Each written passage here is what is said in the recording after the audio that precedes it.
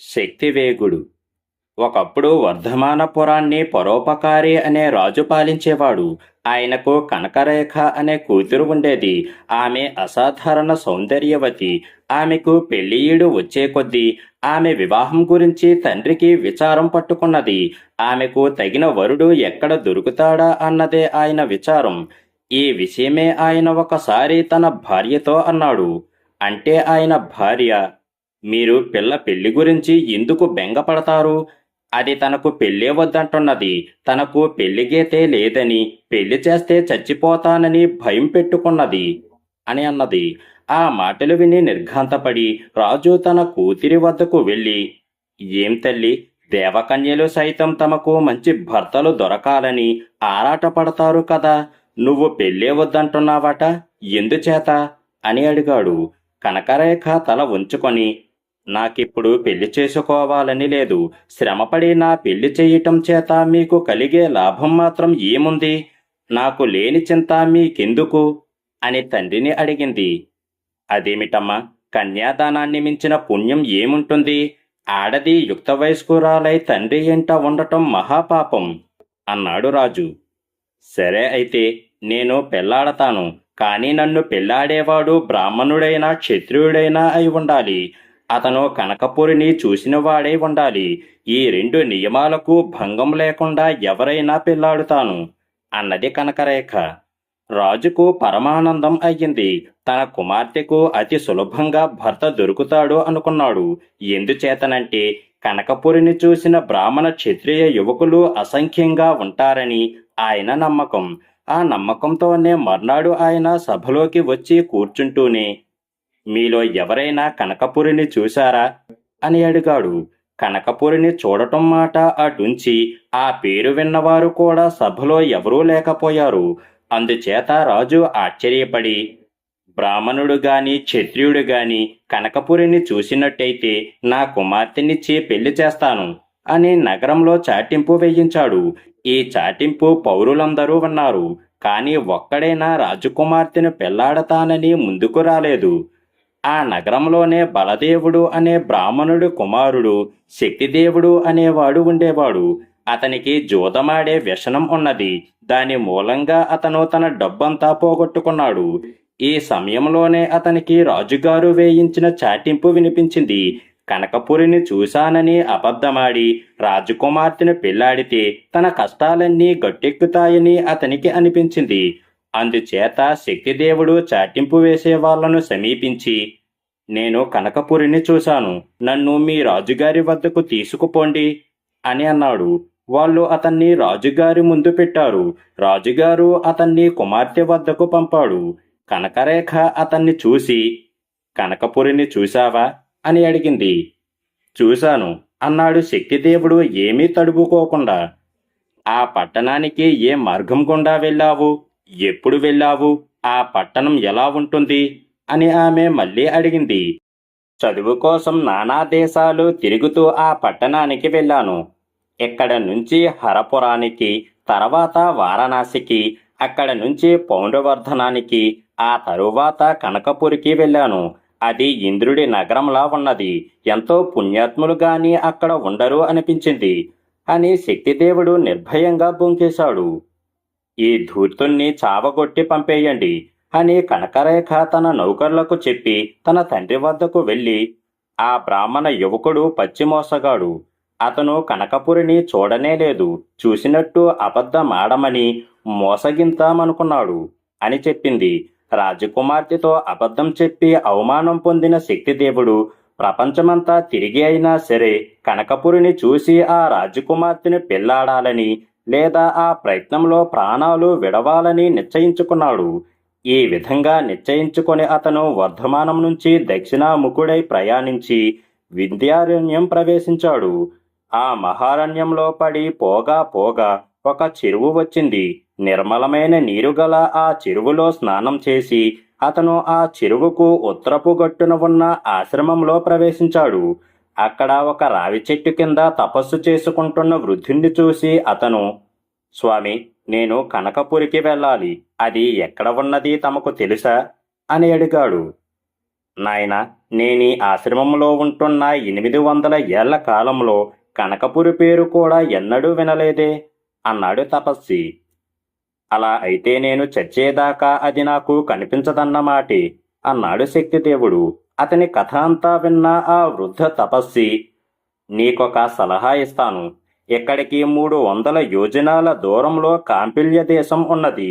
అందులో ఉత్తర పర్వతం మీద ఒక ఆశ్రమంలో నా అన్న ఉన్నాడు. ఒకవేళ ఈ నగరాన్ని ఆయన ఎరుగునేమో వెళ్ళి అడుగు అని అన్నాడు. శక్తిదేవుడికి మళ్ళీ ఆశ చిగురించింది. అతను ఆ రాత్రి అక్కడ గడిపి మర్నాడు ఉదయమే బయలుదేరి అనేక కష్టాలు పడి కాంపిల్య దేశం చేరుకొని ఉత్తర పర్వతం మీద ఉండే మునిని కలుసుకొని తాను వచ్చిన పని చెప్పాడు. ఆ ముని కూడా కనకపురి పేరు ఎన్నడూ విన్నవాడు కాదు.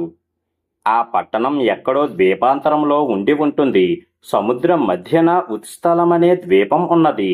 దాన్ని సత్యవ్రతుడనేవాడు పరిపాలిస్తున్నాడు. అతను అనేక ద్వీపాలతో రాకపోకలు జరుపుతూ ఉంటాడు.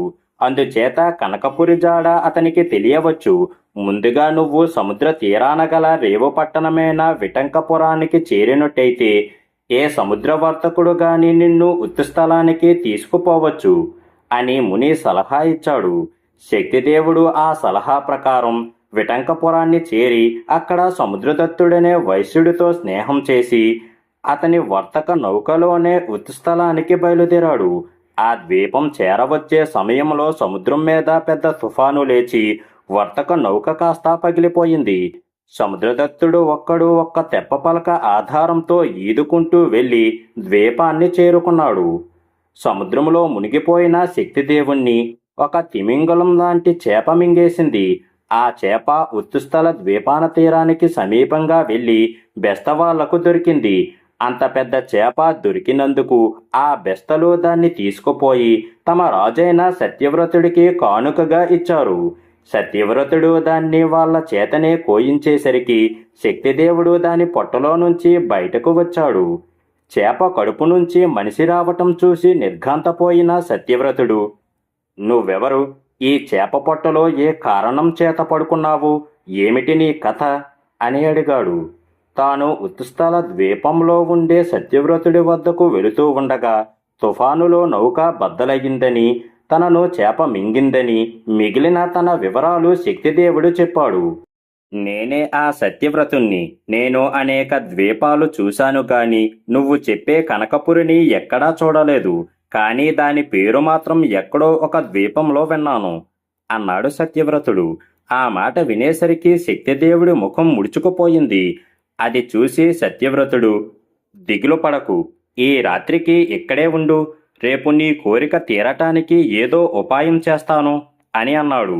శక్తిదేవుడు ఆ రాత్రికి ఒక బ్రాహ్మణ మఠం చేరుకొని అక్కడ భోజనం చేసి విష్ణుదత్తుడనే బ్రాహ్మణుడితో పరిచయం చేసుకొని లోకాభిరామాయణం ప్రారంభించాడు.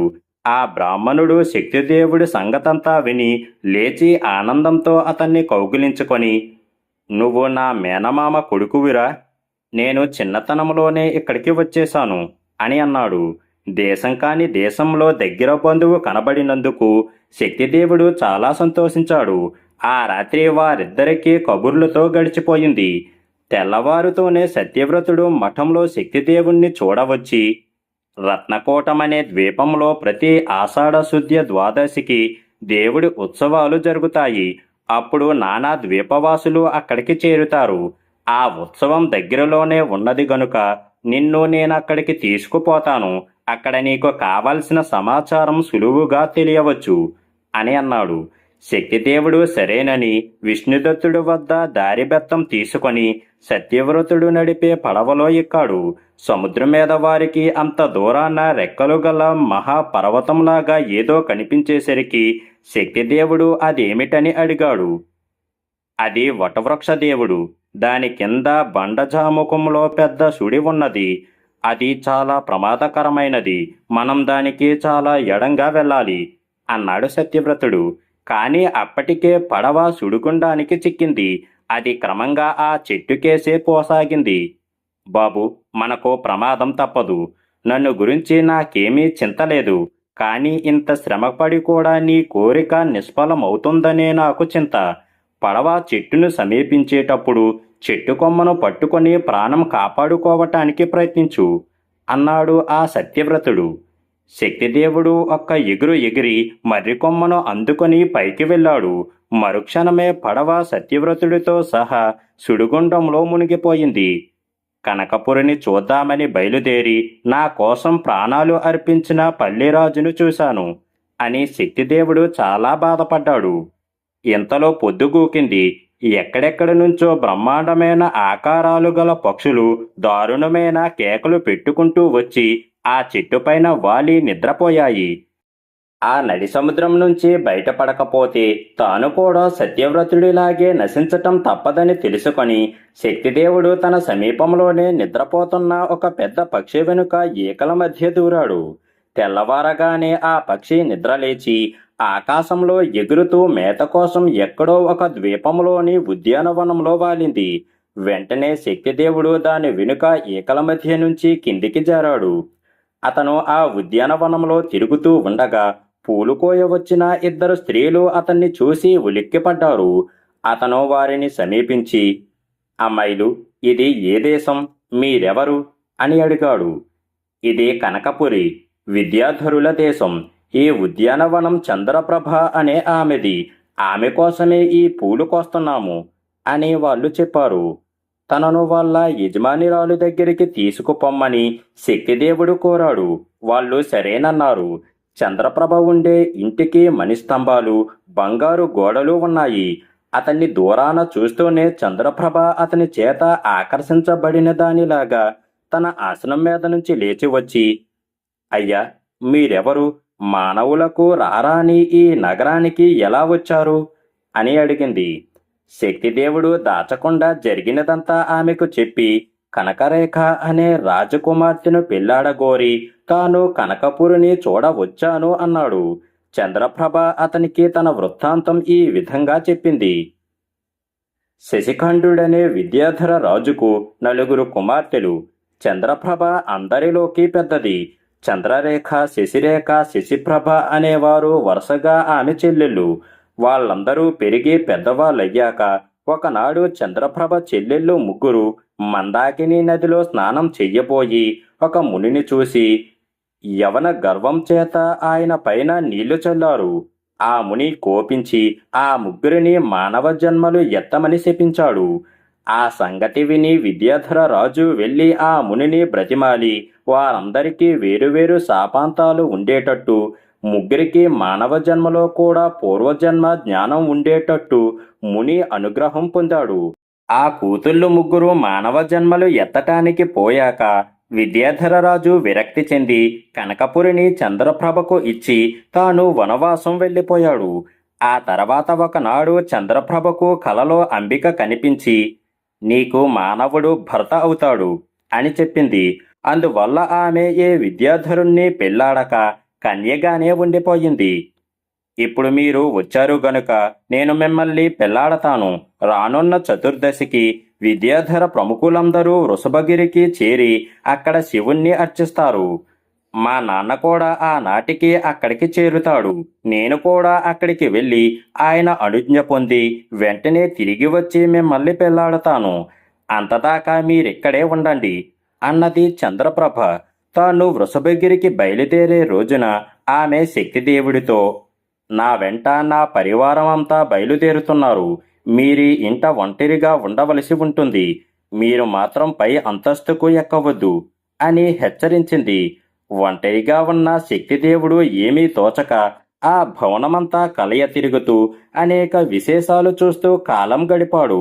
ఇంకా చూసేదేమీ లేక చంద్రప్రభ తనను పై అంతస్తుకు ఎక్కవద్దని ఎందుకు అన్నదో తెలుసుకుందామనే అభిలాషతో అతను మెట్లెక్కి పైకి వెళ్ళాడు. పైన 3 మండపాలు ఉన్నాయి. అతను ఒక మండపం తలుపు తెరిచి లోపలికి వెళ్ళాడు. అక్కడ ఒక రత్నాల మంచము, దానిపైన అంశతూలిక తల్పము, దాని మీద ఆపాదమస్తకం కప్పుకొని ఉన్న ఒక మానవాకారంలో ఉన్న కన్య కనిపించింది. దుప్పటి ఎత్తి చూసి అతను విభ్రమం చెందాడు. ఆ పడుకొని ఉన్న మనిషి అచ్చు కనకరేఖే. ఆమె నిద్రపోతున్న దానిలాగా చెక్కు చెదరకుండా ఉన్నది. కానీ ఆమెలో ప్రాణం లేదు.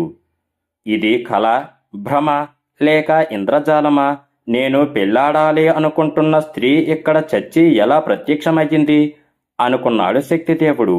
అతను మిగిలిన 2 మండపాలలో కూడా వెళ్ళి అక్కడ కూడా మరి 2 సౌందర్యవతుల శరీరాలను ఇదే స్థితిలో చూశాడు. అతను ఆశ్చర్యపడుతూ కిందికి దిగి వెళ్ళి ఇంటి వెలుపల ఒక దిగుడు బాగిని చూశాడు. దాని పక్కనే ఒక గుర్రం జీనుతో సహా నిలిచి ఉన్నది.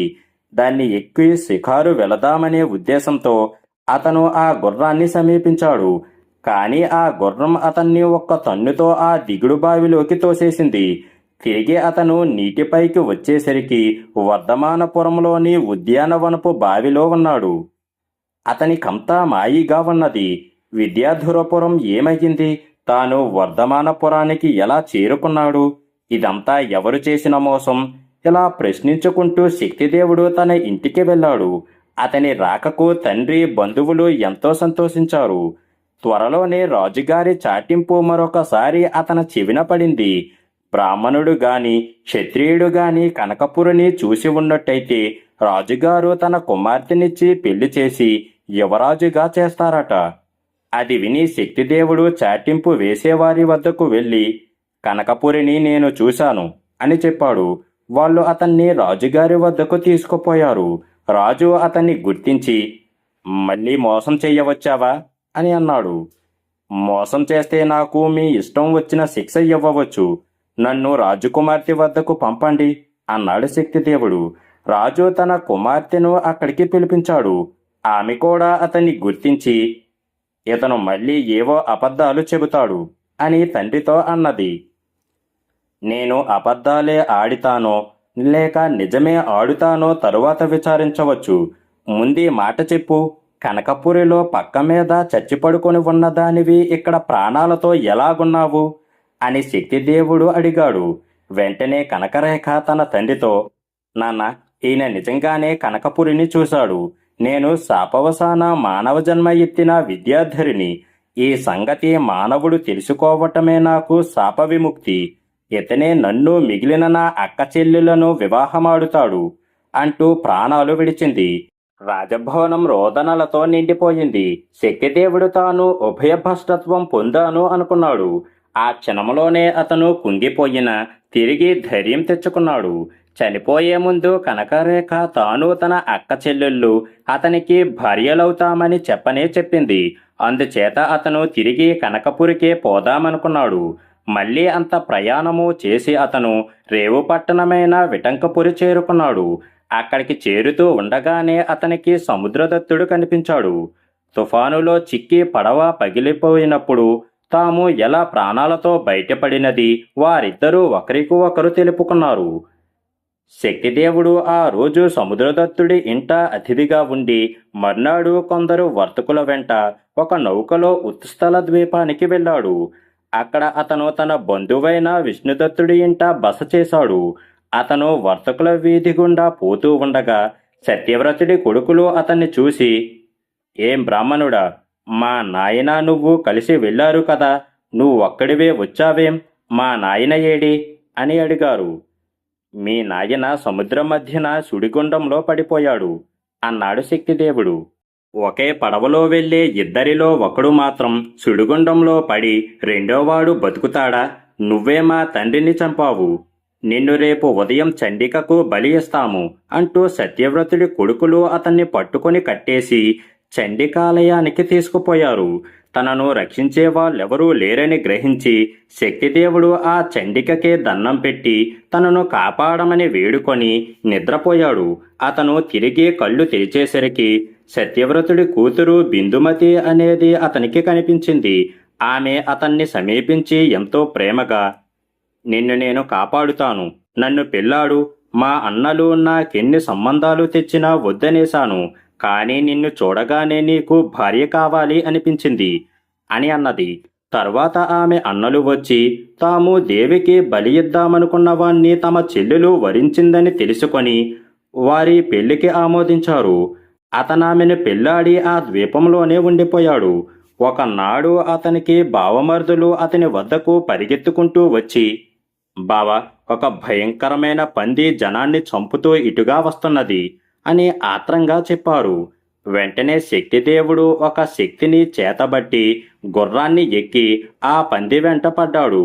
అతను శక్తితో కొట్టిన ఆ పంది చావక ఒక బిలంలోకి దూరిపోయింది. శక్తిదేవుడు గుర్రం దిగి ఆ బిలంలో జొరబడి కొద్దిసేపట్లో ఒక గొప్ప ఉద్యానవనం ప్రవేశించి అందులో ఒక అపూర్వ సుందరిని చూశాడు. అతన్ని చూస్తూనే ఆమె భయంతో అతని కేసి పరిగెత్తుకుంటూ వచ్చింది. ఎవరు నువ్వు? దేనికి భయపడుతున్నావు అని శక్తిదేవుడు అడిగాడు. నేను చండవిక్రమార్కురాజు కుమార్తెను. నా పేరు బిందురేఖ. మైలమారి రాక్షసుడు ఒకడు నన్నెక్కడికి తెచ్చాడు. వాడు తిండి కోసం పంది రూపంలో బయటకు వెళ్ళి ఎవరి చేతనో దెబ్బలు తిని వచ్చి ఇక్కడ చచ్చిపోయాడు అన్నది ఆమె. ఆ రాక్షసుని కొట్టింది నేనే అన్నాడు శక్తిదేవుడు. నిజంగానా? నీవెవరు అని ఆమె మళ్ళీ అడిగింది. నేనొక బ్రాహ్మణుణ్ణి. నా పేరు శక్తిదేవుడు అన్నాడు అతను. అలాగా, అయితే నీవే నాకు కాబోయే భర్తవు అన్నది ఆమె. శక్తిదేవుడు ఆమెతో పాటు బిలంలో నుంచి బయటకు వచ్చి ఆమెను తమ ఇంటికి తీసుకుపోయి తన మొదటి భార్య అయిన బిందుమతి ఒప్పుదలతో బిందురేఖను పెళ్లాడాడు. బిందురేఖ గర్భవతి అయ్యింది. ఆమె గర్భానికి 8 మాసాలు నిండగానే బిందుమతి శక్తిదేవుడితో, బిందురేఖ గర్భాన్ని చీల్చి అందులోని శిశువును నా దగ్గరికి తీసుకురా అని అన్నది. ఆ కోరికకు చాలా దిగులు పడి శక్తిదేవుడు బిందురేఖ వద్దకు వెళ్ళాడు. అతన్ని చూసి బిందురేఖ, అలా విచారంగా ఉన్నావేం? బిందుమతి నా గర్భాన్ని చీల్చి తెమ్మన్నదా? అలాగే చెయ్యి, అందులో తప్పేమీ లేదు, భయపడకు అని చెప్పింది. శక్తిదేవుడు తన ప్రాణాలను బిక్కబట్టుకొని బిందురేఖ కడుపు చీల్చి గర్భాన్ని పట్టి పైకి లాగాడు. వెంటనే అది అతని చేతిలో ఖడ్గంగా మారింది. అతను విద్యాధరుడైపోయాడు. ఆ క్షణంలోనే బిందురేఖ అదృశ్యమయ్యింది. అప్పుడతనితో బిందుమతి, మేము ముగ్గురము శాపం పొందిన విద్యాధర రాజకుమార్తెలము. మాది కనకపురి. మా రెండో అక్కను కనకరేఖగా నీవు వర్ధమానంలో ఎరుగుదవు. ఆమె శాపం తీరి కనకపురి చేరింది. నా మూడో అక్క కూడా శాపం తీరి వెళ్ళిపోయింది. నేను కూడా అక్కడికే పోతున్నాను. మా పెద్ద అక్క చంద్రప్రభ అక్కడే ఉన్నది. నీ ఖడ్గ ప్రభావంతో కనకపురి చేరుకున్నావంటే మా తండ్రి మా నలుగురిని నీకిచ్చి పెళ్లి చేస్తాడు అని తాను కూడా అదృశ్యరాలయ్యింది. శక్తిదేవుడు గగన మార్గాన కనకపురి చేరుకున్నాడు. అక్కడి రాజభవనంపై అంతస్తులో శవాలుగా తాను పూర్వం చూసిన కన్యలు 3 ఇప్పుడు ప్రాణాలతో అతడికి కనిపించారు. చంద్రప్రభ కూడా అక్కడే ఉన్నది. ఆ 4 అక్క చెల్లెళ్ళు అతన్ని తమ తండ్రి వద్దకు తీసుకుపోయారు. వారి తండ్రి అయిన శశిఖండుడు తన కుమార్తెలను అతనికి ఇచ్చి పెళ్లి చేసి విద్యాధర రాజ్యానికి అతన్ని అభిషేకించి అతనికి శక్తివేగుడనే పేరు పెట్టాడు.